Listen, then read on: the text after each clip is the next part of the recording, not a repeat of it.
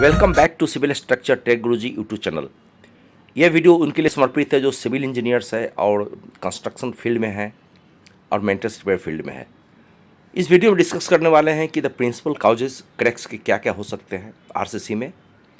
तो एक एक करके हम डिस्कस करेंगे। अच्छी समझ के लिए आप वीडियो को शुरू से लेकर अंत तक जरूर देखें, और यदि चैनल को आप पहले बार देख रहे हैं तो अपने लाइक एंड सब्सक्राइब बटन जरूर डालें, और कुछ रह गया तो कमेंट में डाल दिए ताकि हमें इसके बारे में जानकारी हो सके और मैं अच्छा कंटेंट आपको दे सकूं। कंक्रीट एंड आरसीसी की बहुत सारे कारण हो सकते हैं क्रैक्स के, बट मैं आपको 9 प्रिंसिपल्स कॉज दे रहा हूँ कंक्रीट की। उसमें है permeability of concrete, thermal movements, उसके बाद क्रीप मूवमेंट्स, उसके बाद में corrosion of reinforcement inside the concrete. तो ये आपकी 4 हुए। हम और आगे भी देख लेते हैं, जैसे कि moisture movements through the concrete और आउट ऑफ द कंक्रीट। उसके बाद poor construction practices, improper structural designing and specification. उसके बाद में है आपको poor maintenance of the structure site. अगला है moment of chemicals inside the structure which cause reaction to crack the concrete. तो इस तरह से हमने 9 जो है प्रिंसिपल चीफ रीजन्स होते हैं क्रैक्स के, उसको हमने देखा। द परमेबिलिटी ऑफ कंक्रीट से यह मीनिंग हुआ कि कंक्रीट मस्ट बी इम्परमिएबल, यानी कि आफ्टर जो drying of the concrete after curing, यदि उसमें कुछ पोर होल्स रह गए देन कंक्रीट बिकम परमिएबल, और उसके जो मॉइस्चर कंटेंट होता है बाहर से ड्यू टू एटमॉस्फेयर उसके अंदर चले जाएंगे और कंक्रीट को क्षति पहुंचाती है, and later on it will be cracks. So better curings and good quantity of cement concrete materials as well as better supervision and workmanship आपको अच्छा कंक्रीट देगा, and it will able to resist any kinds of cracks. हम आगे देखेंगे कि thermal moments के कारण भी बहुत ज़्यादा क्रैक्स देखा गया है। इंडिया जैसे कि एक ट्रॉपिकल कंट्री है, वहाँ पर कोल्ड भी होते हैं और हॉट भी होते हैं। 40-45 डिग्री तक आपको टेम्परेचर आ जाते हैं, और ठंडा में बहुत टेम्परेचर कम हो जाता है। Extreme heat and cooling effect the structures, क्योंकि जैसे आप छोटे क्लास में पढ़ रखे हैं, ये मटेरियल की प्रॉपर्टी होती है कि जब उस पर हीट होगा तो वो फैलेगा, और जब उस पर कूलिंग होगे तो वो क्या करेंगे, कॉन्ट्रैक्ट होगा। तो इस जो पिक्चर में आप देख रहे हैं, क्योंकि इसमें उचित प्रोविज़न नहीं रखा गया है, यदि आप उचित प्रोविज़न नहीं रखेंगे to resolve the expansion and contraction of the structures, तो वहाँ पे आपकी क्रैक निश्चित रूप से ही आएगी। ये जो पिक्चर आप देख रहे हैं, these are the reasons for the expansion of structures which cause cracks. और जैसे ब्रिज में क्या करते हैं, हम एक्सपांसन ज्वाइंट देते हैं। अगर हीट के कारण अगर कंक्रीट अगर बढ़ना चाहे तो वहाँ पे वो बढ़ सकता है, आपके स्ट्रक्चर में कोई क्षति नहीं होगी। तो आप देखिए, जहाँ मल्टी स्टोरी बिल्डिंग है, बहुत सारे अपार्टमेंट है और हाईवे है, वहाँ पर आप जाके ऑब्जर्व करें कि कैसे वहाँ जो थर्मल एक्सपांसन और कूलिंग के लिए कैसे प्रोविज़न दिया जाता है, उसको ऑब्जर्व करके स्टडी करें और अपना आइडिया बनाएं। अगला हम देखेंगे cracks due to creep movements. तो वास्तव में पहले समझिए कि क्रिप्स होती क्या है। कोई भी स्ट्रक्चर आपने बना के छोड़ दिया तो साल दर साल, 2 साल, 4 साल, 10 साल, 20 साल, इसमें एक डिफॉर्मेशन आती है, क्योंकि ये टाइम डिपेंडेंट होते हैं, और इस कारण से इन्हीं को कहते हैं क्रिप मूवमेंट, जिसमें कुछ क्रैक्स वगैरह आपको देखने को मिलेंगे।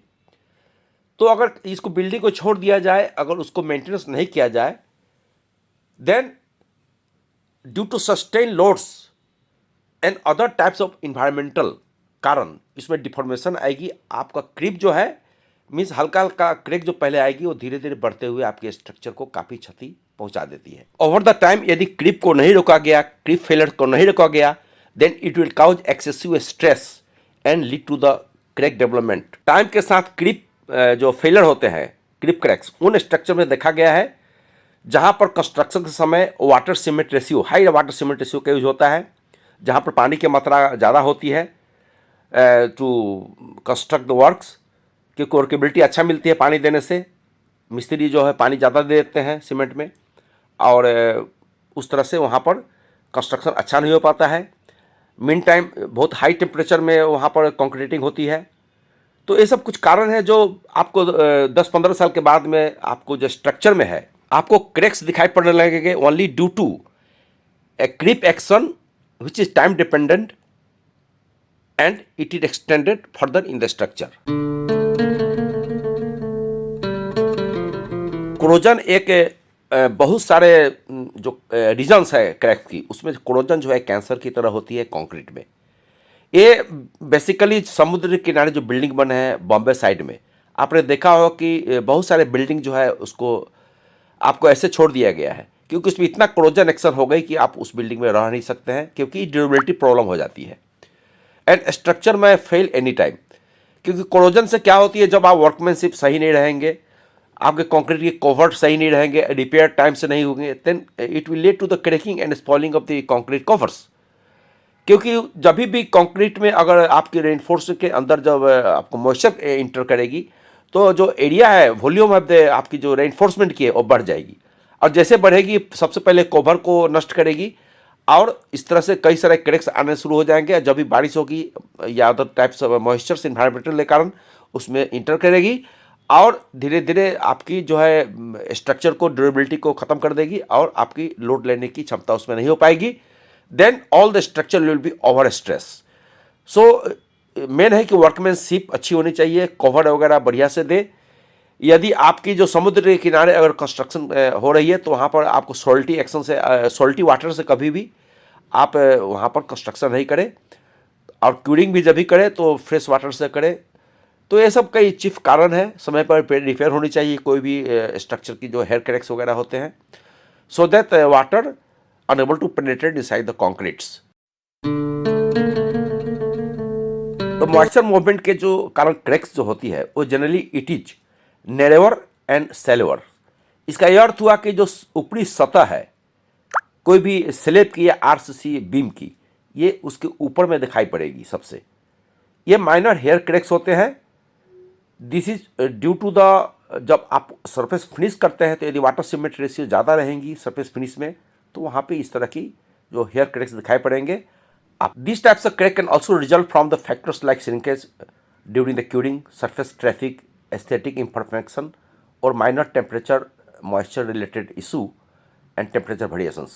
The surface crack usually don't harm any strength and durability on the structures, but यदि hair cracks आपको दिखाई पड़ती है तो एस्थेटिक पॉइंट्स ऑफ व्यू से अच्छे नहीं लगते हैं, तो उस क्रैक्स को आपको कंस्ट्रक्शन के बाद अगर क्यूरिंग के बाद कहीं हेयर क्रैक्स वगैरह दिखाई पड़ते हैं छत पे या बीम में, तो उसको आप बढ़िया स्लरी बना करके उसको अच्छे से उसको ढक दिया जाए, रिपेयर कर दिया जाए, सो दैट ये क्रैक आगे प्रोपोगेट नहीं कर पाए। इस तरह से हमने इस वीडियो में क्रैक्स के बहुत सारे चीफ रीजंस देखे।